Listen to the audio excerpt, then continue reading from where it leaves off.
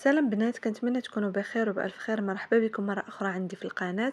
واللي أول مرة غيشوف في القناة كنتمنى تدعموني في الاشتراك وتفعلوا زر الجرس وما تنساونيش من لي لايك. المهم اليوم كما كتشوفوا غنشارك معكم واحد المعجون ديال الأسنان اللي ديجا أنا جربت شخصيا وساليته وعاود خديت واحد آخر.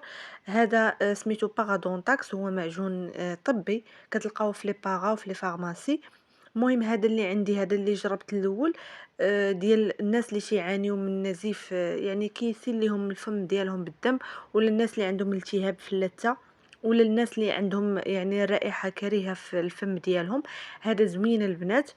راه كما كتشوفوا راه ساليته.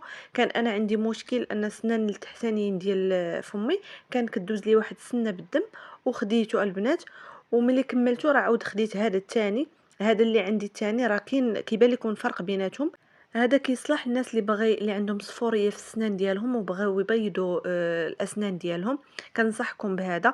صراحه زوين هاد باغادونتاكس، ما يعني غتاخدوه ما غاديش تندموا، سواء هاد الاول ولا الثاني. راه كما قلت لكم الاول كيليق الناس اللي بغاو يبيضوا الاسنان ديالهم، وهاد الثاني هذا كيليق للناس اللي عندهم لا جونسيف ديالهم كتسيل ليهم بالدم، ولا عندهم الرائحه كريهه في الفم، ولا يعني اللحم ديال سنانهم ملتهب. وهاد الثاني بالنسبه لا تيكستور ديالو البنات، هذا اللي شاده دابا انا اللي غنوريكم لا تيكستور ديالو. راه كيجي مختلف على الاول. ها اللون ديالو كيفاش كيكون، وملي كتحكوا به سنانكم راه ما كيرغوي ما حتى شي حاجه، يعني ماشي بحال لي دونتيفريس الاخرين.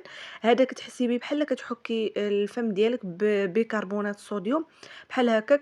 كتحسي بانه بحال كيجمع لك اللحم ديال السنان ديالك.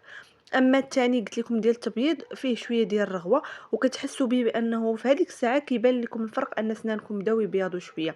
وبالنسبه للثمن ديالو راه داير 40 درهم في لي باغا، وفي لي فارماسي راه داير 70 درهم. صراحه زوين البنات، انا ما ندمتش حيت خديته.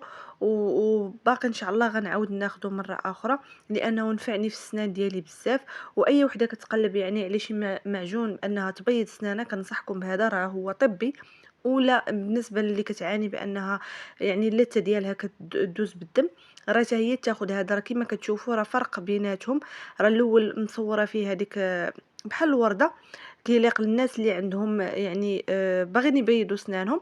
وهذا الثاني هذا راه كيليق الناس اللي باغيين يعني يعالجوا اللثه ديالهم وعندهم شي التهاب في اللثه ديالهم. المهم البنات وصلنا لاخر الفيديو، كنتمنى يعجبكم الفيديو، نكون شاركت معكم يعني التجربه ديالي مع هذا المعجون ديال الاسنان. وبسلام عليكم، الى فيديو قادم ان شاء الله.